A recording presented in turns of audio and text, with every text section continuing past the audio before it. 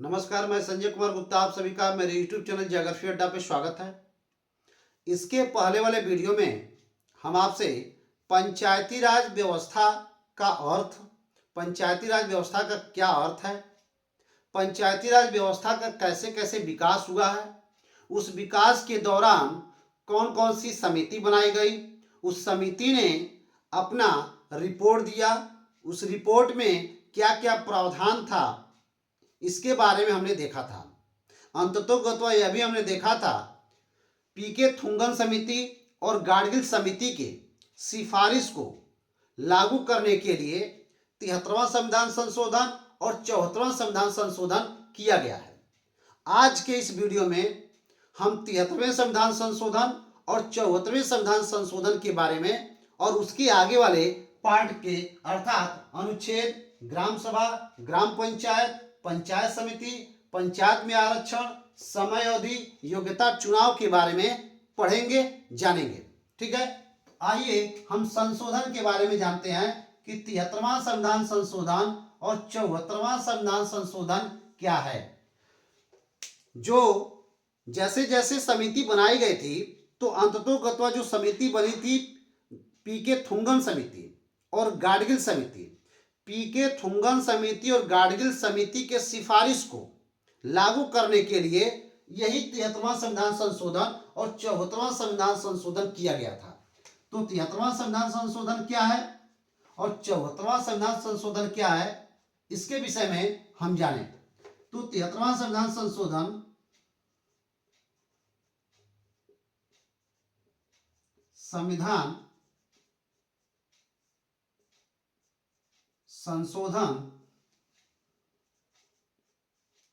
73वां संविधान संशोधन 1992, 74वां संविधान संशोधन संविधान संशोधन 1992 किया गया। अब देखिए 73वां संविधान संशोधन 1992, 74वां संविधान संशोधन 1992। 73वां संविधान संशोधन 1992 किससे संबंधित है? यह ग्राम पंचायत के लिए है।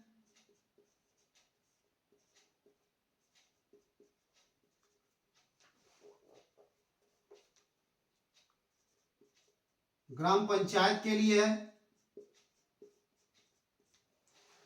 74वां संविधान संशोधन किसके लिए है? तो यह नगर पंचायत के लिए है।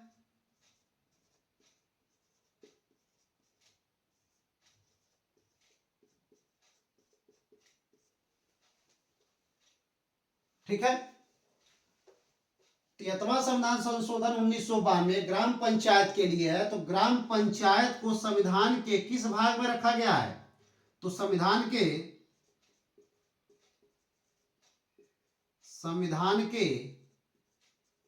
भाग 9 में रखा गया है।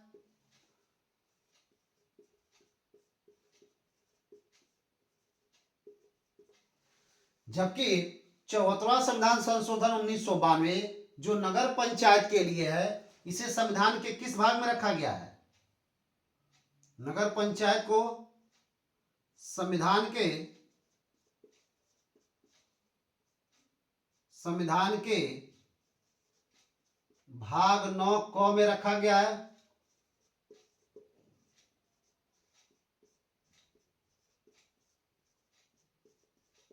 ठीक है, 73वें संविधान संशोधन को पूरे भारत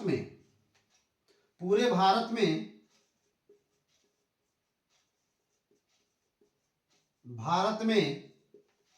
24 अप्रैल 1993 में लागू किया गया। ठीक, और नगर पंचायत को अर्थात 74वें संविधान संशोधन को कब लागू किया गया था? इसे 1 जून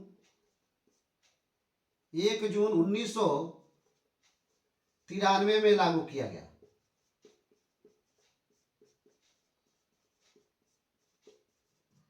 ठीक है, जो ग्राम पंचायत है संविधान के भाग 9 में रखा गया है, अर्थात 73वें संविधान संशोधन 1992 के द्वारा इसमें ग्राम पंचायत में 16 नए अनुच्छेद जोड़े गए हैं। इसमें 16 नए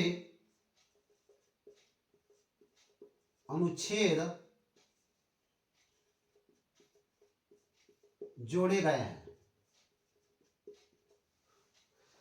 और इसमें ध्यान रखिएगा 74वें संविधान संशोधन 1992 में इसमें 18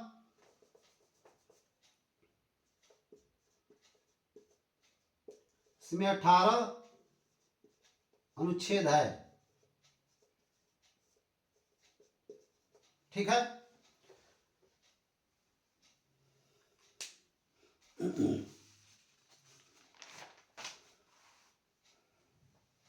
ध्यान रखिएगा ग्राम पंचायत के लिए संविधान के भाग 9 में रखा गया ग्राम पंचायत को 73वां संविधान संशोधन 1992। यह जो है संविधान के, ध्यान रखिएगा, इसे संविधान के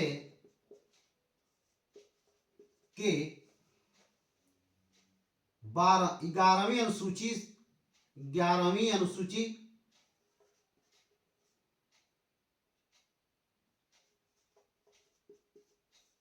में शामिल किया गया है।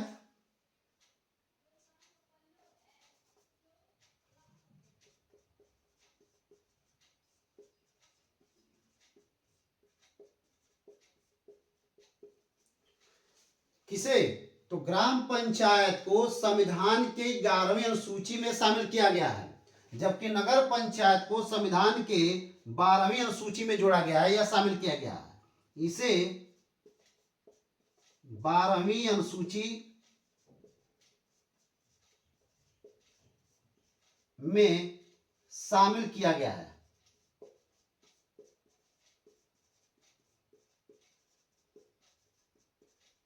ठीक है। अब देखिए इस संशोधन से कैसे कैसे प्रश्न पूछता है यह भी जानना जरूरी है। 73वां संविधान संशोधन 1992 जो किया गया है वो किससे संबंधित है? तो ग्राम पंचायत के लिए है। 74वां संविधान संशोधन 1992 जो संशोधन किया गया किससे संबंधित है? तो नगर पंचायत के लिए है। या क्वेश्चन फिर ऐसे घुमा सकता है कि ग्राम पंचायत में जो संशोधन किया गया है वो कौन सा संशोधन है ग्राम पंचायत के लिए? तो 73वां संविधान संशोधन 1992 है। नगर पंचायत के लिए जो संशोधन किया गया है वो किससे संबंधित है? तो नगर पंचायत में जो संशोधन किया गया है कौन सा संशोधन है? तो 74वां संविधान संशोधन है। ठीक है। ग्राम पंचायत को संविधान के किस भाग में रखा गया है? तो संविधान के भाग 9 में रखा गया है। नगर पंचायत को संविधान के किस भाग में रखा गया है? तो भाग 9 क में रखा गया है। ठीक है। 11वीं अनुसूची में किसे शामिल किया गया है? 11वीं अनुसूची में नगर पंचायत को शामिल किया गया है। 12वीं अनुसूची में किसे शामिल किया गया है? तो 12वीं अनुसूची में नगर पंचायत को शामिल किया गया है। तो यहाँ पे ग्राम पंचायत है, यहाँ पे नगर पंचायत है। ठीक है। तो यहां से इस तरह से क्वेश्चन बन सकते हैं, इसको आप ध्यान दीजिएगा। अब इसी के आगे हम आते हैं कि 73वां संविधान संशोधन के बाद, ध्यान रखिएगा 73वां संविधान संशोधन के बाद यहीं पे देख लेते हैं। इस 73वें संविधान संशोधन के बाद 73वां संविधान संशोधन के बाद ध्यान रखिएगा सर्वप्रथम पंचायती राज व्यवस्था, सर्वप्रथम पंचायती राज व्यवस्था, सर्वप्रथम पंचायती राज व्यवस्था को सर्वप्रथम पंचायती राज व्यवस्था को लागू करने वाला पहला राज्य, लागू करने वाला पहला राज्य कौन था? तो पहला राज्य कौन है? तो मध्य प्रदेश है। और इसे कब लागू किया था? कब लागू किया था? तो 1994 में लागू किया। ठीक है, ध्यान दीजिएगा। जो पीके तुंगन समिति और गाडगिल समिति के सिफारिश को लागू किया गया वह 73वें संविधान संशोधन और 74वें संविधान संशोधन के द्वारा लागू किया गया। और 73वां संविधान संशोधन क्या है? 73वां संविधान संशोधन कब किया गया? तो 1992 में किया गया। ये किससे संबंधित है? तो ग्राम पंचायत के लिए है। इसे संविधान की किस भाग में रखा गया है? तो संविधान के भाग 9 में रखा गया है। इसे कब लागू किया गया पूरे भारत में? तो 24 अप्रैल 1993 में लागू किया गया। ठीक है, इसमें कितने नए अनुच्छेद जोड़े गए हैं? 16 नए अनुच्छेद जोड़े गए हैं। संविधान की किस अनुसूची में रखा गया है? तो 11वीं अनुसूची में रखा गया है। जबकि 74वां संविधान संशोधन 1992 किसके लिए है? नगर पंचायत के लिए है। इसे संविधान के किस भाग में रखा गया? संविधान के भाग 9 में रखा गया है। कब लागू किया गया? 1 जून 1993 को लागू किया गया। इसमें कितने अनुच्छेद है? तो 18 अनुच्छेद है। संविधान के किस अनुसूची में शामिल किया गया है? तो 12वीं अनुसूची में शामिल किया गया है। अब देखिए, 73वां संविधान संशोधन चूंकि पंचायती राज व्यवस्था है या ग्राम पंचायत के लिए है, तो 73वां संविधान संशोधन लागू होने के बाद, या यूं कह सकते हैं कि 73वां संविधान संशोधन के बाद सर्वप्रथम इस पंचायती राज व्यवस्था को लागू करने वाला कौन सा राज्य है? तो वह है मध्य प्रदेश। और कब लागू किया था? तो 1994 में लागू किया था। ठीक है, इसके बाद हम आते हैं, लेकिन यहीं पे एक चीज और है।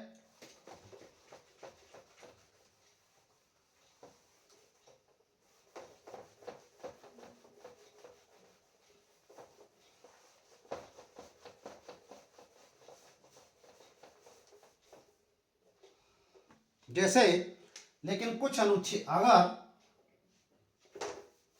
जैसे 1994 में मध्य प्रदेश लागू किया, लेकिन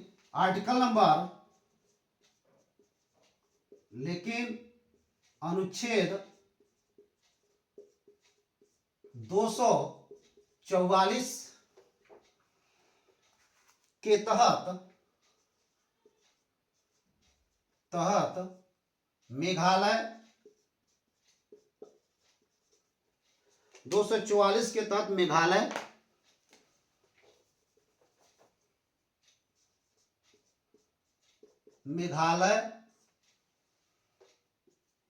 ठीक है, नागालैंड,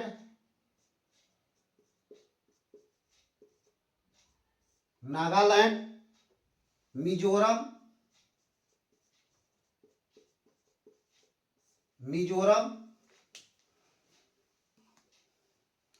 तथा कुछ पर्वतीय क्षेत्रों में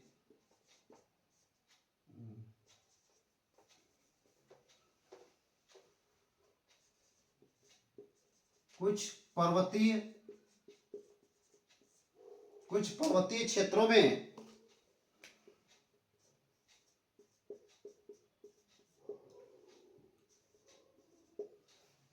कुछ पर्वतीय क्षेत्रों में 73वें संविधान संशोधन को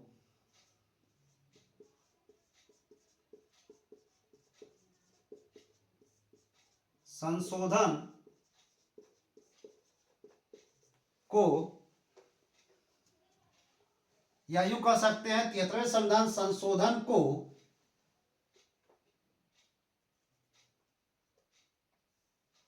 ध्यान रखिएगा। जैसे मध्य प्रदेश में लागू किया गया 73वें संविधान संशोधन के बाद, सबसे पहले वहीं पर लागू किया गया। कब लागू किया गया? 1994 में। लेकिन आर्टिकल नंबर 244 के तहत, ध्यान रखिएगा, आर्टिकल नंबर 244 के तहत मेघालय, नागालैंड, मिजोरम तथा कुछ पर्वतीय क्षेत्रों में 73वें संविधान संशोधन की परिधि से 73वें संविधान संशोधन की परिधि से बाहर रखा गया है, बाहर रखा गया है। कहने का मतलब है कि 73वें संविधान संशोधन जो हुआ है उसके माध्यम से मेघालय, नागालैंड, मिजोरम और कुछ पर्वतीय क्षेत्रों में इस जो संविधान संशोधन है इससे यहाँ पर कोई असर नहीं पड़ेगा। अर्थात यहाँ पे 244 में इसका उल्लेख किया गया है। आर्टिकल नंबर 244 में ध्यान रखिएगा, आर्टिकल नंबर 244 में यह उल्लेख किया गया है कि 73वें संविधान संशोधन जो किया गया है वो तो लगभग सब जगह लागू है, लेकिन मेघालय, नागालैंड, मिजोरम तथा कुछ पर्वतीय क्षेत्रों में यह लागू नहीं होगा। अर्थात इसकी परिधि से बाहर कर दिया गया है। किसकी परिधि से? तो 73वें संविधान संशोधन की परिधि से। ठीक है, अब हम आते हैं कि आर्टिकल से संबंधित अर्थात पंचायती राज व्यवस्था में कुछ आर्टिकल हैं जो महत्वपूर्ण आर्टिकल हैं, उसके विषय में जानेंगे।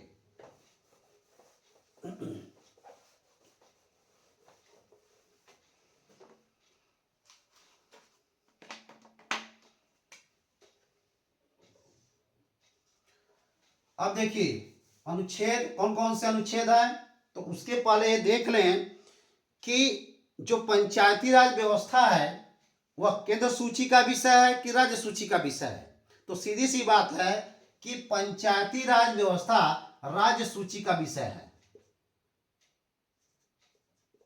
यह राज्य सूची का विषय है। पंचायती राज व्यवस्था राज्य सूची का विषय है और इस राज्य सूची के विषय में कुछ आर्टिकल हैं जो पंचायती राज व्यवस्था से संबंधित है, जो महत्वपूर्ण है। जैसे आर्टिकल नंबर अनुच्छेद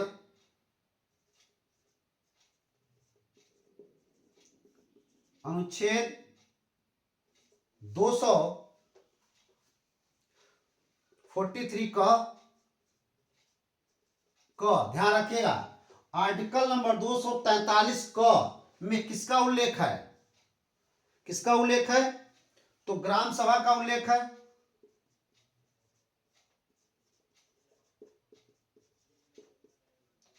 ठीक, आर्टिकल नंबर अनुच्छेद 243 ख, लेकिन 243 ख जानने से पहले यहीं पे एक चीज और बता दें कि जैसे आर्टिकल नंबर 243 क में ग्राम सभा का उल्लेख है, उसी तरीके से संविधान के भाग 9 संविधान के भाग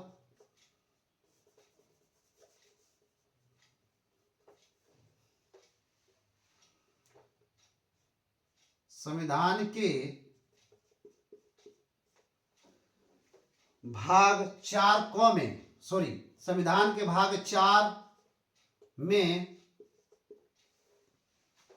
राज्य के नीति निदेशक तत्व का उल्लेख है। ध्यान रखिएगा, अनुच्छेद 243 क में ग्राम सभा का उल्लेख है। इसी से संबंधित अर्थात संविधान के भाग 4 में राज्य के नीति से तत्वों का उल्लेख है और इसमें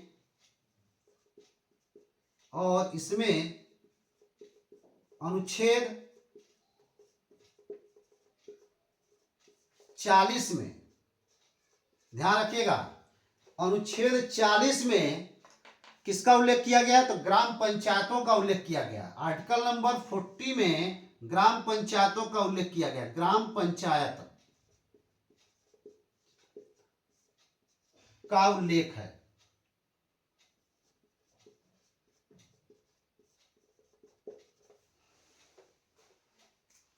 अर्थात ग्राम पंचायतों के संगठन का उल्लेख है। ग्राम पंचायतों के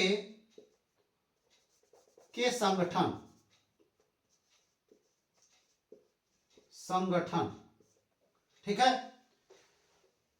पंचायती राज व्यवस्था राज्य सूची का विषय है। इस राज्य सूची के विषय में कुछ आर्टिकल हैं, अर्थात जो महत्वपूर्ण आर्टिकल हैं उसके विषय में हम आपसे बात कर रहे हैं। तो आर्टिकल नंबर 243 क में ग्राम सभा का उल्लेख है। उसी से अगर हम आते हैं मिलते जुलते, तो संविधान के भाग 4 में राज्य का जो नीति निर्देशक तत्व है, उस राज्य का जो नीति निर्देशक तत्व है, और इसमें अनुच्छेद जो 40 है, इसमें किसका उल्लेख किया गया है? तो ग्राम पंचायतों के संगठन का उल्लेख है। ठीक है, ध्यान रखिएगा, संविधान के भाग 4 में राज्य के नीति निर्देशक तत्व है, और उस राज्य के नीति निर्देशक तत्व में संविधान के आर्टिकल नंबर 40 में, अर्थात उसके आर्टिकल नंबर 40 में ग्राम पंचायतों के संगठन का उल्लेख किया गया है। अब हम आते हैं आर्टिकल नंबर 243 ख में, अनुच्छेद 243 ख, इसमें किसका उल्लेख किया गया है? तो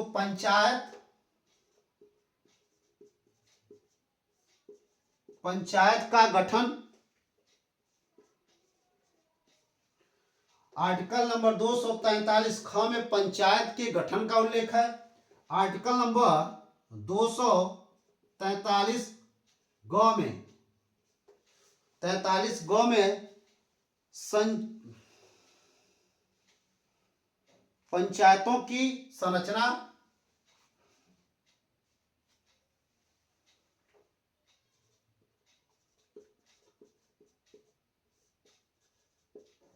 पंचायतों की संरचना का उल्लेख है। आर्टिकल नंबर 243 घ में, ठीक है, किसका उल्लेख है? स्थानों का आरक्षण, स्थानों का आरक्षण। ठीक, आर्टिकल नंबर 243 अंग में किसका उल्लेख है? पंचायतों, और ये ध्यान रखिएगा 243 घ का जो स्थानों का आरक्षण है किसके लिए? एससी एसटी और ओबीसी के लिए, एससी एसटी और ओबीसी के लिए।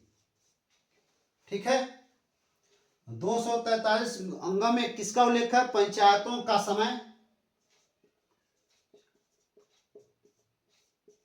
समय या अवधि। ठीक है, 243 आर्टिकल नंबर 243 च में योग्यता का उल्लेख है। ठीक है, हम इधर आते हैं कि 243 झ में अनुच्छेद 243 झ में किसका उल्लेख है? तो वित्त आयोग का उल्लेख है।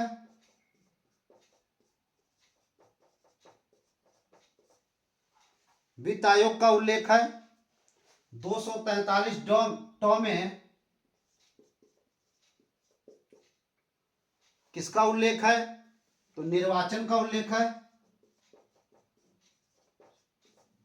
और 243 ठ में किसका उल्लेख है? तो संघ राज्य क्षेत्रों में लागू होना, संघ राज्य क्षेत्रों में लागू होना।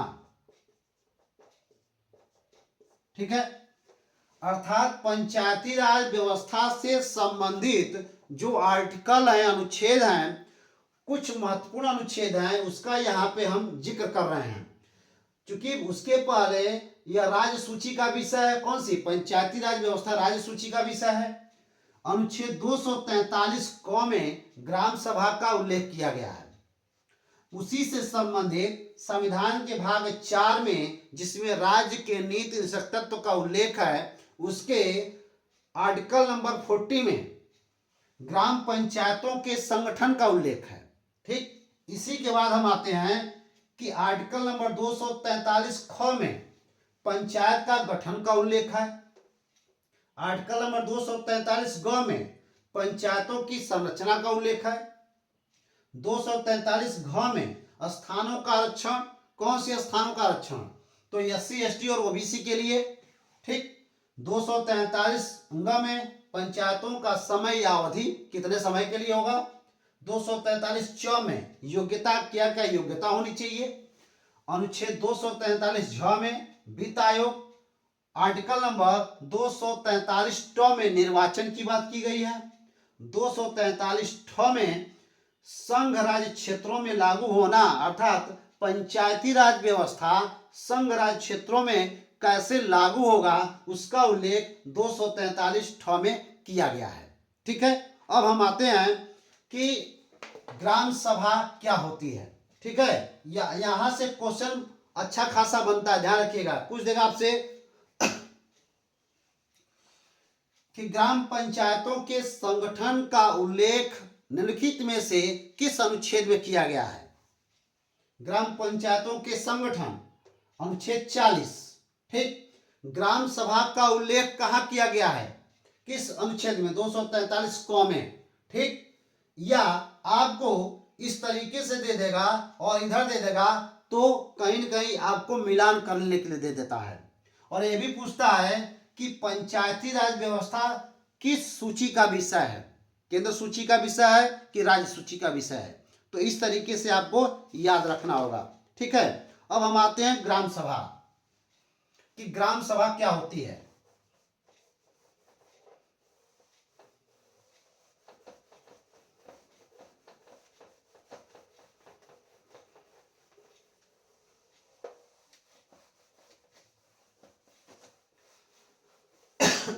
सॉरी, अब देखिए ग्राम सभा क्या होती है, पहले इसको जान लें। क्योंकि सभी लोग जानते हैं कि गांव के रहने वाले सभी लोग होते हैं, लेकिन वह कौन से सभी लोग होते हैं ग्राम सभा में, इसको भी जानना जरूरी है। तो गांव के, ध्यान रखिएगा, गांव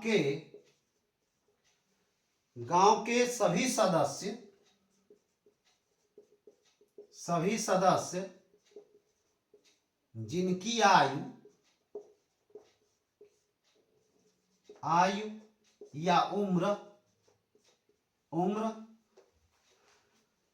18 वर्ष या इससे ऊपर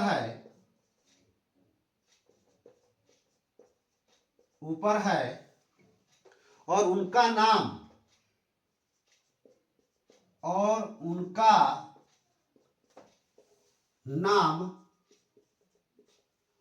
नाम मतदाता सूची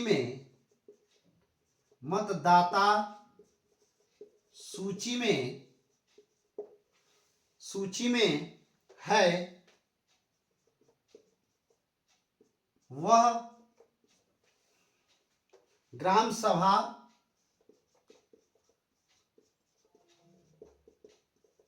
होती है। और यह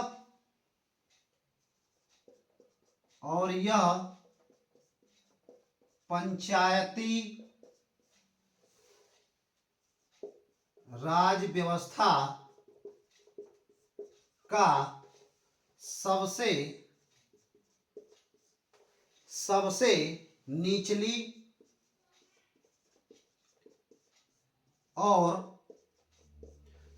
निचली और प्रशासनिक इकाई है।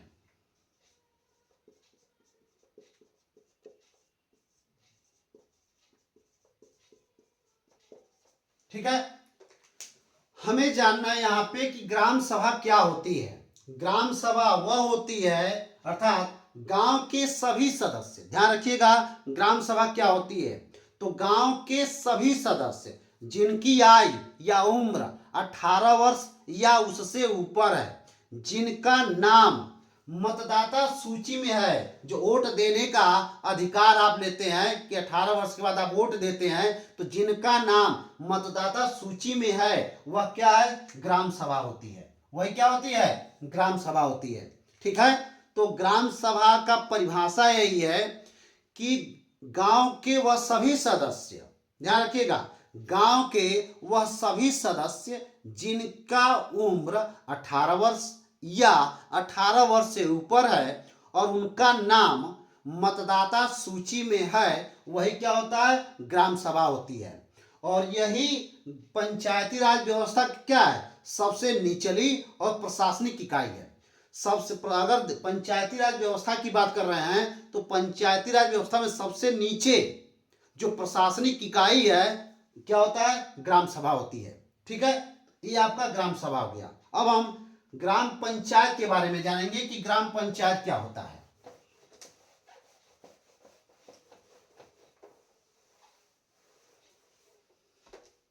ग्राम पंचायत, ग्राम पंचायत क्या होता है, तो ग्राम पंचायत में, ग्राम पंचायत में, ग्राम पंचायत में प्रधान, उप प्रधान तथा अन्य सदस्य शामिल होते हैं, शामिल होते हैं।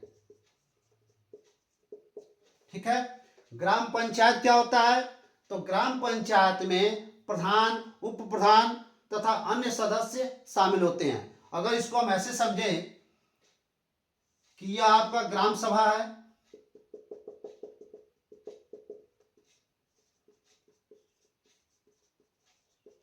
ग्राम सभा है, और ग्राम सभा क्या हुआ, चुनाव किया गया, इसमें चुनाव होने के बाद एक प्रधान बना, उप प्रधान बना और अन्य सदस्य हुए, और इसी को हम क्या बोलते हैं, इसी को क्या बोलते हैं, हम ग्राम पंचायत बोलते हैं। पंचायत, ध्यान दीजिएगा, यह ग्राम सभा है।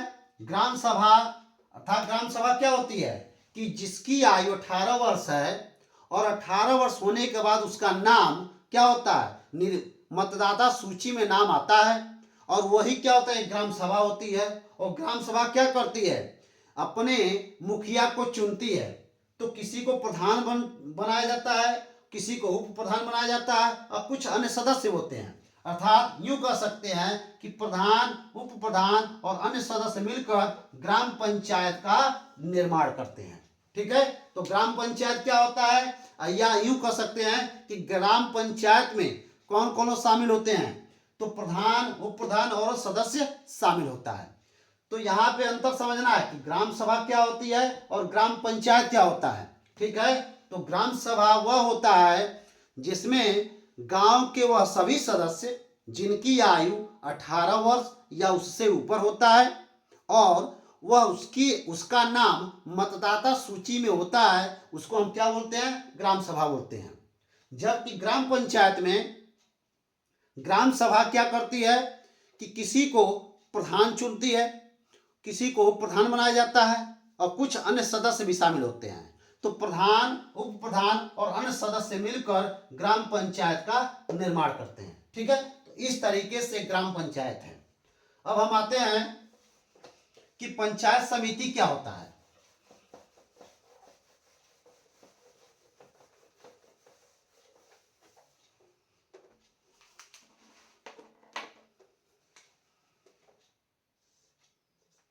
पंचायत समिति क्या होता है, भारत में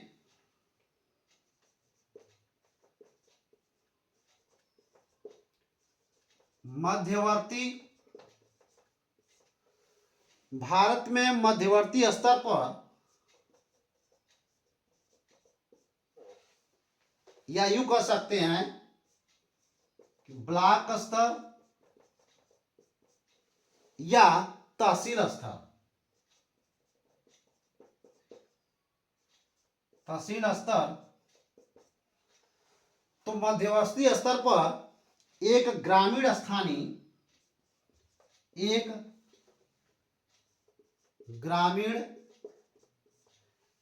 ग्रामीण स्थानीय स्वशासन निकाय है, स्थानीय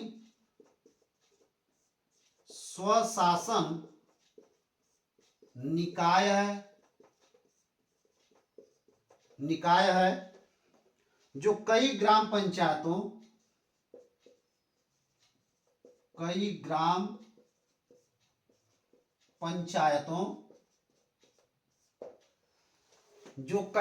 पंचायतों को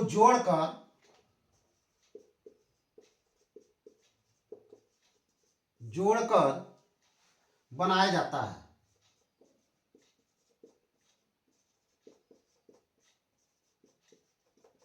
ठीक है, और यह ग्राम पंचायत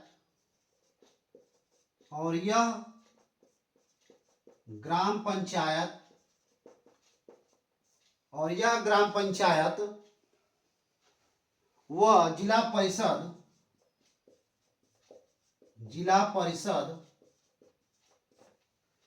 जिला परिषद के बीच की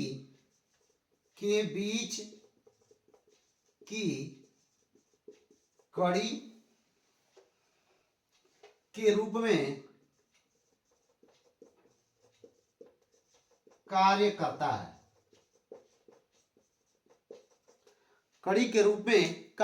है। ध्यान रखिएगा, पंचायत समिति वह होता है जो भारत में मध्यवर्ती स्तर का मतलब है जो ब्लॉक स्तर पर या तहसील स्तर पर एक ग्रामीण स्थानीय निकाय है, स्वशासन निकाय है। देखिए, ग्रामीण स्थानीय स्वशासन निकाय है, ठीक, और कई ग्राम पंचायतों को, ध्यान रखिएगा, कई ग्राम पंचायतों को जोड़कर बनाया जाता है, न कि एक ग्राम पंचायत को। अर्थात यूं कह सकते हैं कि जो पंचायत समिति है, पंचायत समिति कई ग्राम पंचायतों को जोड़कर बनाया जाता है और यह ग्राम पंचायत और जिला परिषद के बीच में एक कड़ी के रूप में काम करता है। अर्थात यहाँ पे अगर ग्राम पंचायत यहाँ पे आपका ग्राम पंचायत है और यहाँ पे जिला परिषद है,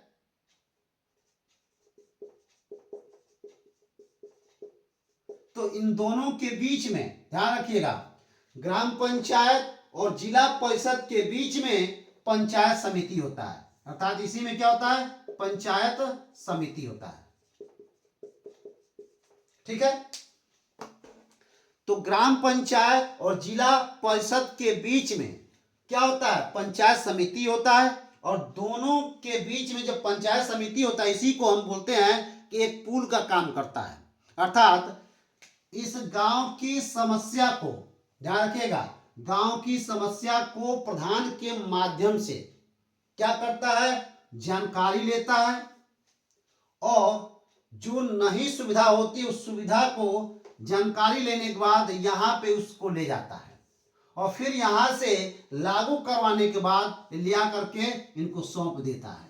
अर्थात इन दोनों के बीच में एक कड़ी के रूप में कार्य करता है कौन, पंचायत समिति। ठीक है, तो इस तरीके से ग्राम पंचायत और जिला परिषद के बीच में पंचायत समिति एक कड़ी के रूप में कार्य करता है।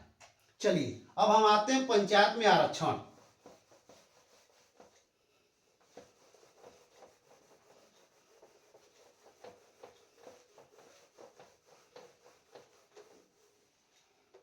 पंचायत में आरक्षण,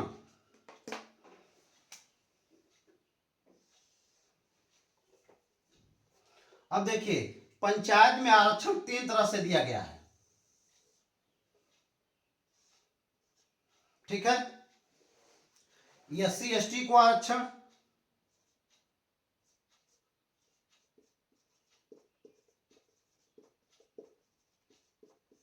SC ST को आरक्षण दिया गया है, और किस आधार पर दिया गया है, तो जनसंख्या के आधार पर।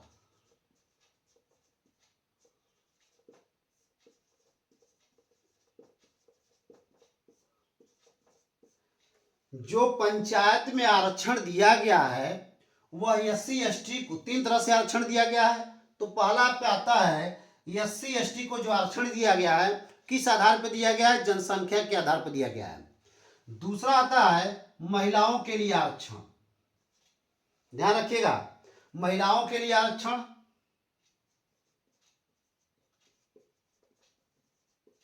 महिलाओं के लिए आरक्षण।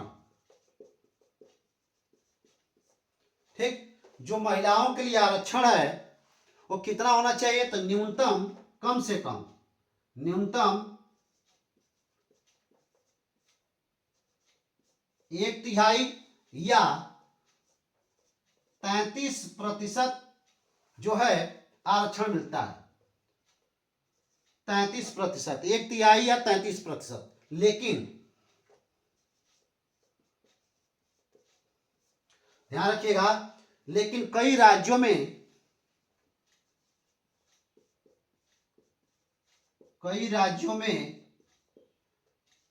50% तक आरक्षण दिया गया है।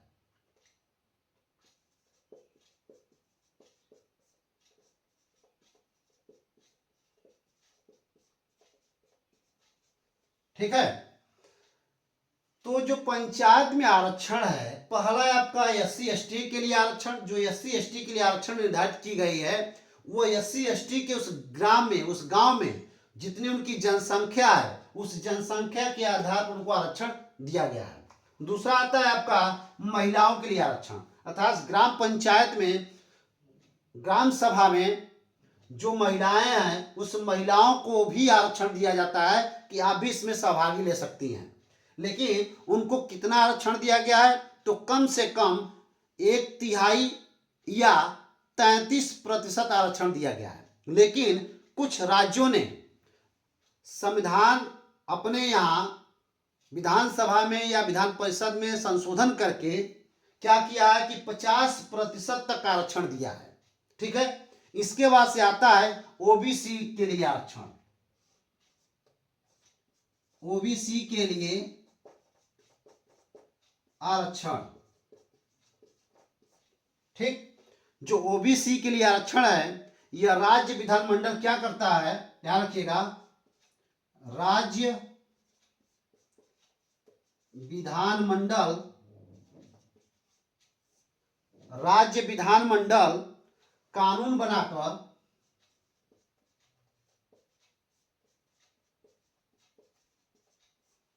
बनाकर OBC को आरक्षण दे सकती है, आरक्षण दे सकती है। ठीक है, तो पंचायत में अर्थात पंचायती राज व्यवस्था में जो आरक्षण की बात की गई है, पंचायत में जो आरक्षण की बात की गई है वो आरक्षण 3 तरह से बात की गई है। पहला है आपका SC ST के लिए आरक्षण। SC ST के लिए जो आरक्षण होता है उनकी जनसंख्या के आधार पर आरक्षण दिया जाता है। दूसरा होता है महिलाओं के लिए आरक्षण। जो महिलाओं के लिए आरक्षण दी जाती है वह कम से कम 1/3 या 33% तक आरक्षण दिया जाता है। लेकिन कुछ राज्य ऐसे हैं जो 50% तक आरक्षण दिए हैं महिलाओं के लिए। जो तीसरा है OBC के लिए आरक्षण। OBC के लिए आरक्षण निर्धारित की जाती है, और निर्धारित कैसे होता है? तो राज्य विधानमंडल कानून बनाता है, और राज्य विधानमंडल कानून बनाकर OBC के लिए आरक्षण दे सकता है। इसी पंचायती राज व्यवस्था में आरक्षण की बात की गई है। ठीक है, अब हम आते हैं समय अवधि, अर्थात पंचायती राज व्यवस्था में जो ग्राम सभा होती है, जो पंचायत होता है, उस पंचायत का कितने समय के लिए चुना जाता है, और उसमें कोई अगर विघटित हो जाता है तो उसे क्या करना होता है।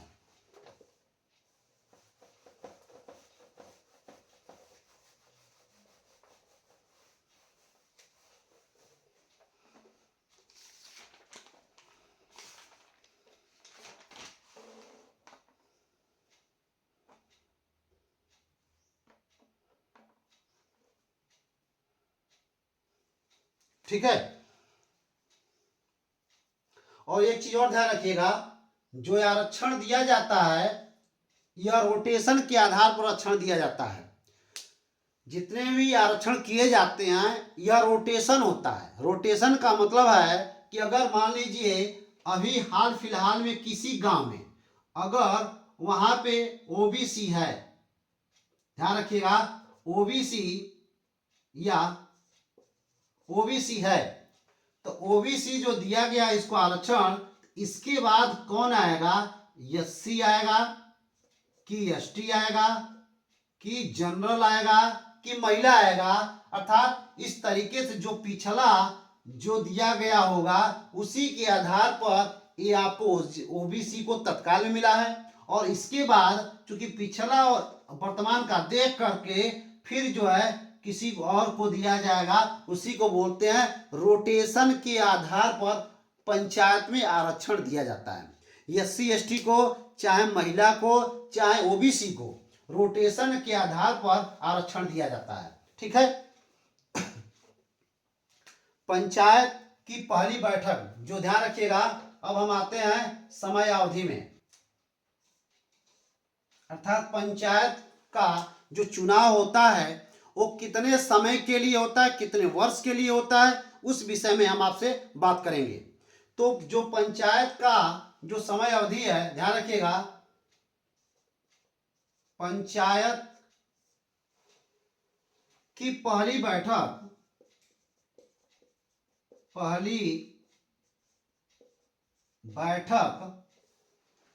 से कार्यकाल 5 वर्ष का होता है। ध्यान रखिएगा, पंचायत की पहली बैठक से कार्यकाल कितना होता है, 5 वर्ष के लिए होता है। 5 वर्ष के लिए होता है।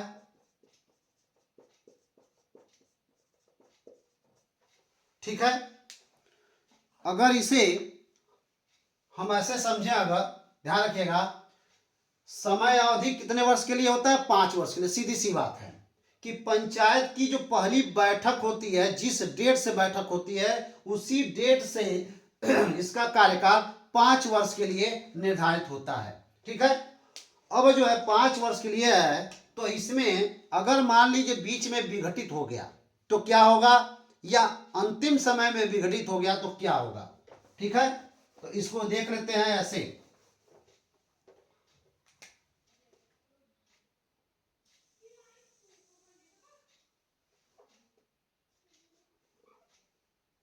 इसको अच्छी तरह देखिएगा, यहां पे क्योंकि यहां से लेकर के और यहां तक 5 वर्ष का समय है।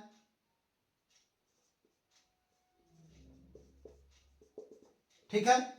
यहां से लेकर के यहां तक कितने वर्ष का है, 5 वर्ष के लिए है।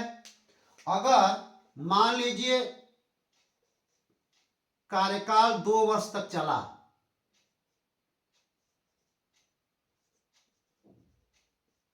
और 2 वर्ष में ही जो है पंचायत क्या हो गई, विघटित हो गई।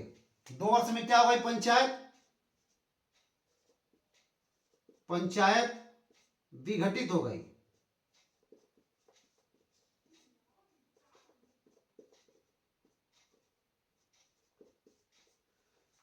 दो वर्ष में क्या हुई, पंचायत विघटित हो गई।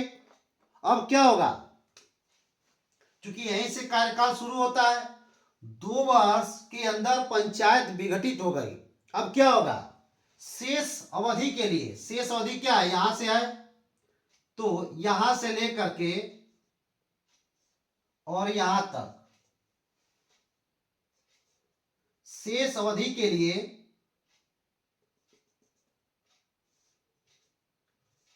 शेष अवधि या समय के लिए, शेष अवधि के लिए 6 माह के अंदर, 6 माह के अंदर चुनाव कराना जरूरी है।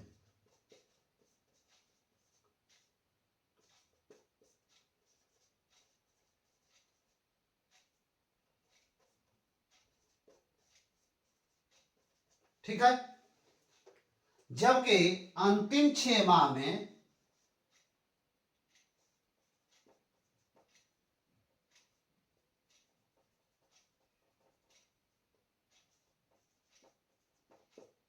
इस अंतिम 6 माह में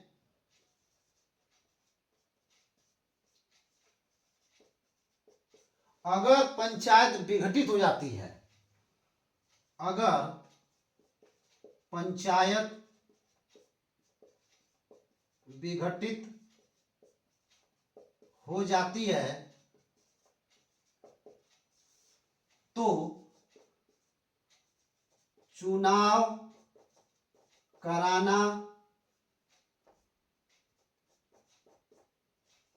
जरूरी नहीं होता है।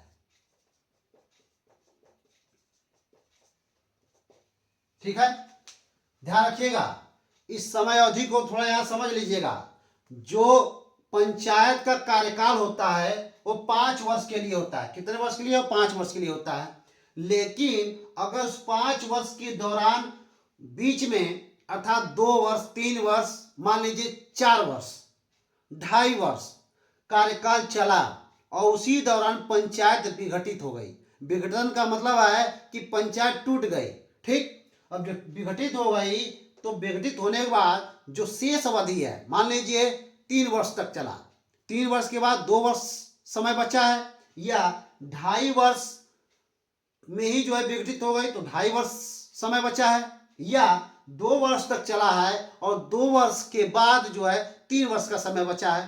तो कहने का मतलब है कि जितने भी समय में विघटित हो जाती है पंचायत, तो यहाँ पे हम मान लिए हैं कि 2 वर्ष में माना कि पंचायत विघटित हो गई, तो 2 वर्ष में विघटित हो गई तो जो शेष समय है, शेष समय कितना बचता है? 3 वर्ष।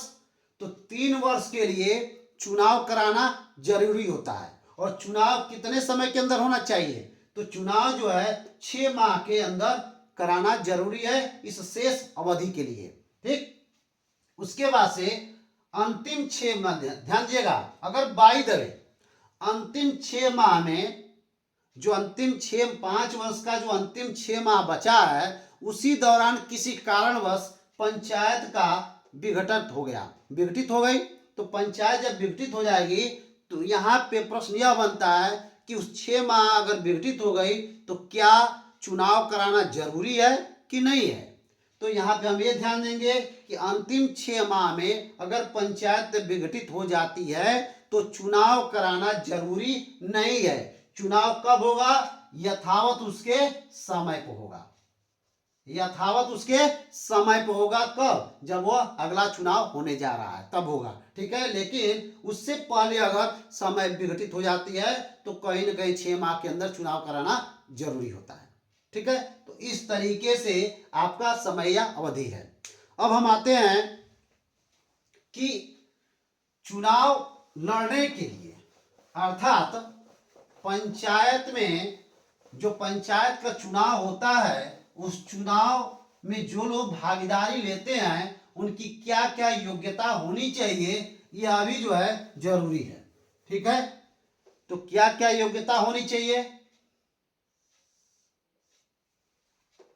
ठीक, तो पहला बात यह कहता है इसमें योग्यता में कि आयु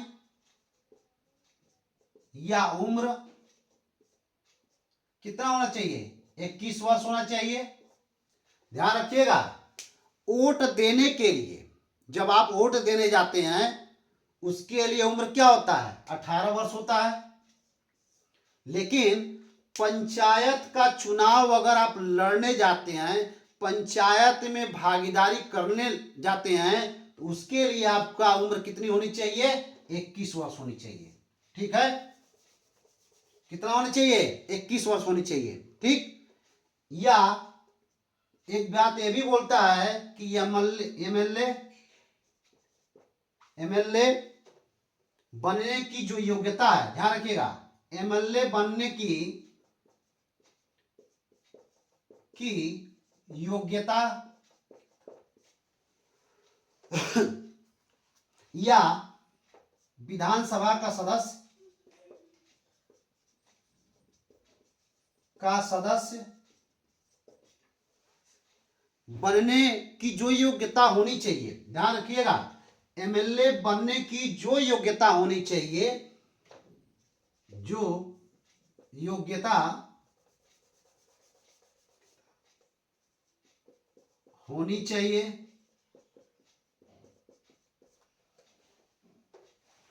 योग्यता में उसकी उम्र कितनी होनी चाहिए, 21 वर्ष होनी चाहिए, और एमएलए बनने की योग्यता होनी चाहिए। एमएलए बनने की योग्यता, जो एमएलए बनने की योग्यता होती है वह भी योग्यता होनी चाहिए, लेकिन इसमें उम्र को छोड़कर, ध्यान रखिएगा, उम्र को छोड़कर, उम्र को छोड़कर, चूंकि एमएलए बनने की जो भी योग्यता है वो सब होनी चाहिए, केवल उम्र को छोड़कर, चूंकि यहाँ पे 21 वर्ष है और यहाँ पे दूसरा होता है, तो उम्र को छोड़कर और जितने भी योग्यता होती है वो सारी योग्यता यहाँ पे पंचायत के चुनाव में होनी चाहिए।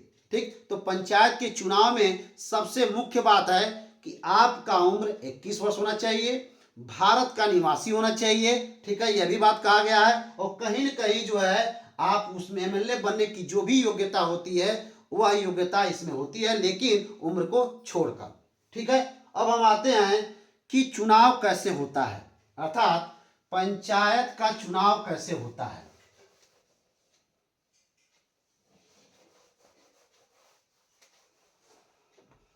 यह चुनाव कौन कराता है? ठीक है, तो पंचायत का चुनाव राज्य निर्वाचन आयोग कराता है। इसको पॉइंट में देखते हैं। पंचायत का चुनाव राज्य निर्वाचन आयोग कराता है।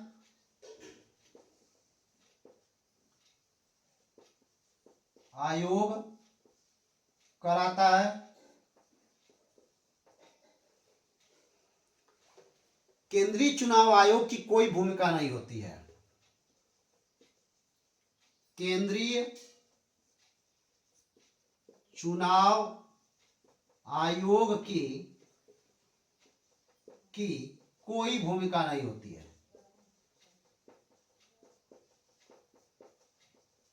नहीं होती है। ठीक है, पंचायत का चुनाव कौन कराता है? तो राज्य निर्वाचन आयोग कराता है। केंद्रीय चुनाव आयोग की कोई भूमिका नहीं होती है, सीधी सी बात है। पंचायत में के चुनाव के लिए, पंचायत के चुनाव के लिए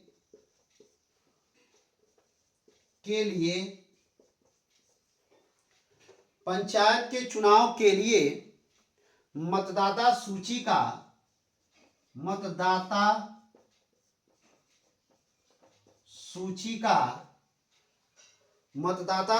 का निर्माण तथा अन्य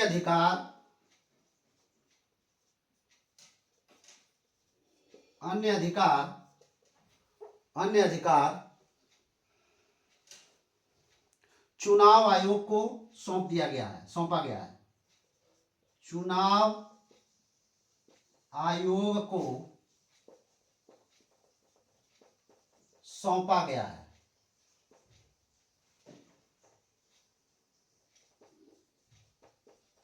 ठीक है, अगला पॉइंट यह कहता है कि पंचायत को चुनाव की अधिसूचना, पंचायत की चुनाव की अधिसूचना, पंचायत के चुनाव की अधिसूचना, पंचायत के चुनाव की अधिसूचना कौन जारी करता है? तो राज्यपाल जारी करता है।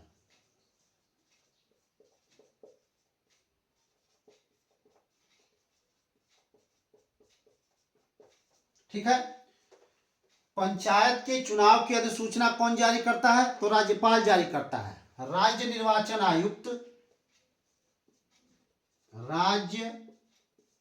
निर्वाचन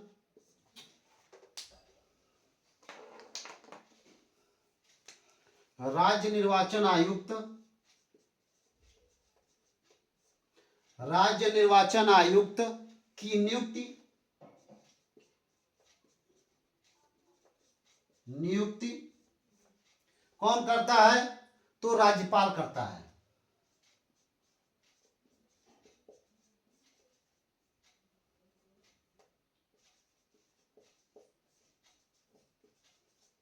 राज्यपाल करता है, लेकिन इसको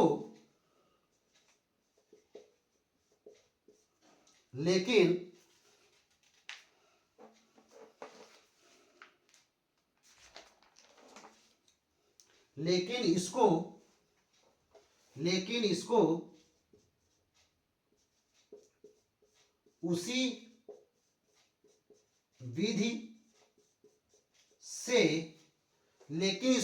विधि से हटाया जाएगा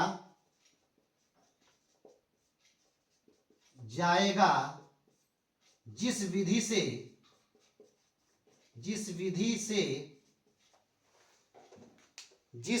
से सुप्रीम कोर्ट या हाई कोर्ट के न्यायाधीश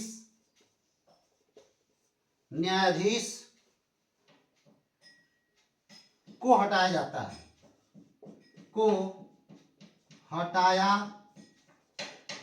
है, ठीक है। एक पॉइंट और इसमें है कि चुनाव प्रक्रिया, ध्यान रखिएगा, चुनाव प्रक्रिया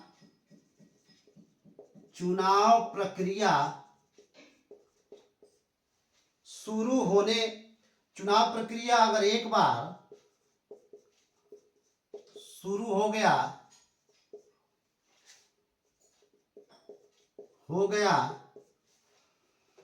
हो गया या प्रारंभ हो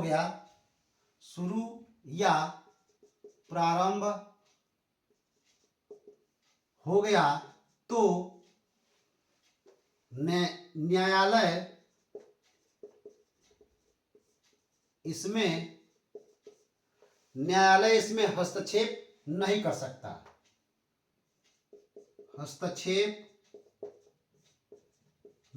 सकता,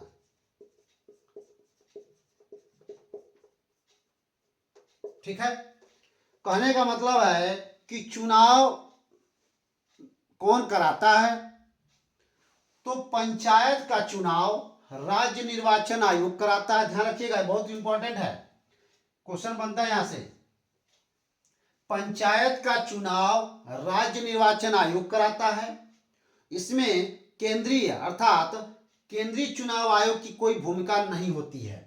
पंचायत के चुनाव के लिए मतदाता सूची का जो नाम निर्माण होता है या जो मतदाता सूची का अधिकार दिया जाता है, तो किसे दिया गया है? चुनाव आयोग को सौंपा गया है। अर्थात पंचायत के चुनाव के लिए मतदाता सूची का निर्माण तथा अन्य अधिकार किसको सौंपा गया है? तो चुनाव आयोग को सौंपा गया है। कौन से चुनाव आयोग को? तो राज्य निर्वाचन आयोग को, ठीक है। उसके बाद से आता है कि पंचायत के चुनाव की अधिसूचना कौन जारी करता है? तो पंचायत के चुनाव की अधिसूचना राज्यपाल जारी करता है, ठीक। राज्य निर्वाचन आयुक्त की नियुक्ति कौन करता है? ध्यान रखिए, भी क्वेश्चन बनता है कि राज्य निर्वाचन आयुक्त की नियुक्ति कौन करता है? तो राज्यपाल करता है। लेकिन उसी विधि से, जैसे नियुक्ति तो कर देगा, लेकिन क्या सीधे सीधे हटा दिया जाएगा? नहीं, इसको उसी विधि से हटाया जाएगा जिस विधि से सुप्रीम कोर्ट या हाई कोर्ट के न्यायाधीश को हटाया जाता है।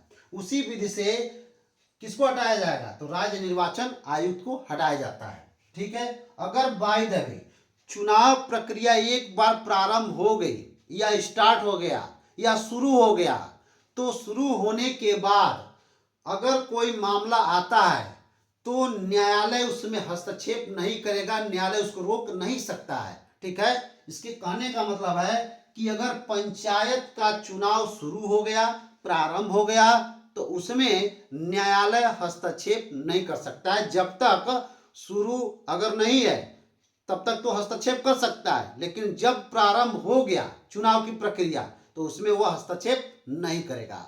तो इस तरीके से पंचायती राज व्यवस्था का अर्थ पहले वाले वीडियो में हमने बताया है, विकास भी पहले वाले वीडियो में बताया है, कैसे कैसे उसका विकास हुआ है।